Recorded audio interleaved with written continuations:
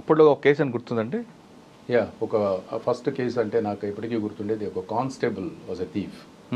ఒక AR constable scooters దొంగతనం చేసాడు. అప్పట్లో బజాజ్ చేతక్ స్కూటర్స్. అది బిహెచ్ఎల్ పార్కింగ్ నుండి దాదాపు ఒక 25 స్కూటర్స్ దొంగతనం చేశాడు. అక్కడ సిటీలో కూడా అక్కడక్కడ చేశాడు. ఆ ఇన్ఫర్మేషన్ పట్టి అతన్ని అరెస్ట్ చేయడం జరిగింది. ఆ స్కూటర్స్ అన్నీ కూడా అమలాపురంలో డిస్పోజ్ చేశాడు. సో అతన్ని తీసుకెళ్ళి ఆ స్కూటర్స్ అన్ని రికవరీ చేసి తీసుకొచ్చి ప్రెస్ మీట్ పెట్టడం జరిగింది అప్పట్లో. అది ఎందుకంటే ఏఆర్ అయి ఉండి కానిస్టేబుల్ అంటే దొంగతనం ఎందుకు మారాడు దొంగగా? ఈ వాజ్ ఇన్ టు వాయిసెస్, అంటే అతనికి దురలవాట్ల వల్ల. అంటే బిహెచ్ఎల్ ఎందుకు ఎందుకున్నాడు? పార్కింగ్ నుండి ఈజీగా కొట్టేయచ్చు అనేది ఒక కాన్సెప్ట్ అతనిది. ఓకే. అక్కడ అప్పట్లో సీసీ కెమెరాలు అన్నీ ఉండేవి కాబట్టి సో చేయడం జరిగింది. అంటే అమలాపురం అమ్మడానికి కారణం ఏంటండి? అతనికి అక్కడ కొన్ని కాంటాక్ట్స్ ఉన్నాయి. ఓహో.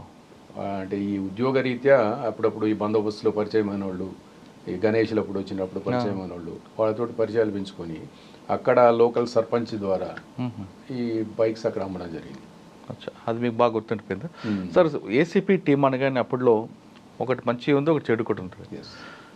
సౌత్ జోన్లో ఏది జరిగినా సరే వాళ్ళందరూ లిఫ్టింగ్ తీసుకురావడం, బాగా తనడం, రికవరీ చేయడం ఒకటి. రెండోది ఏసీపీ టీం అనగానే డబ్బులు వస్తాయి, డబ్బులు బాగా వసూలు చేసుకునేవారు అనేది ఒక టీం ఉంది. వాస్తవం అంటారా? కరెక్టే. అంటే రెండు కూడా ఉండేటివి. నేనేంటంటే అప్పుడు ఒక యంగ్ ఎస్ఐని, 1 year ఎక్స్పీరియన్స్. నాకు అసలు ఆ డబ్బులు అనేటివి ఎక్కడి నుండి వస్తాయనేది కూడా తెలియదు ఆ టైంలో. So without even trying for single పై మామూలు, I work for 3 years ACP క్రైమ్లో. ఈవెన్ రికవరీస్లో కూడా మేము ఎప్పుడు తీసుకుందా లేదు, ఎటువంటి కంప్లైంట్ కూడా మాకు అగేన్స్ట్ ఇప్పుడు రావడం జరగలేదు. సో ఆ బేస్ తోటే, ఆ ట్రాక్ రికార్డ్ తోటే నా పేరు టాస్క్ ఫోర్స్ రికమెండ్ చేశారు 96లో.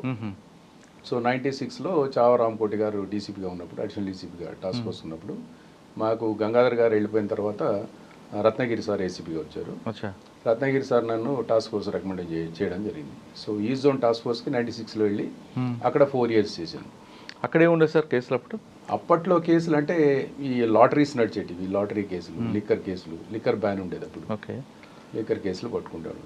ఒకటి కాకుండా అక్కడ ఈస్ట్ జోన్లో రేస్ కోర్స్ క్లబ్ దగ్గర ఎక్కువగా వ్యభిచారం, అది అప్పుడు సౌత్లో ఉండేది. సౌత్కి వచ్చేది. సౌత్ ఉండేది. ఓకే. తర్వాత ఈస్ట్కి వచ్చింది. చాదర్ఘాట్ ఆ బ్రిడ్జి తర్వాత అంతా కూడా సౌత్ ఉండేది. సో మాకుండేది కాదు. ఓకే. సో అప్పుడంతా ఏంటంటే ఈ క్లబ్స్, డాన్సర్స్, క్లబ్ డాన్సులు ఇవన్నీ ఉండేవి. క్లబ్లో డబ్బులు వస్తాయంటారు, వాస్తవం అండి? అప్పుడు రైడ్స్ చేసామండి మేము. వచ్చేవలేవో మాకే తెలియదు, ఎస్ఐగా నాకే తెలియదు, తెలిసేది కాదు అప్పట్లో. సో రైడ్స్ చేసాము, వాళ్ళని కూడా రిమైండ్ చేయడం జరిగింది.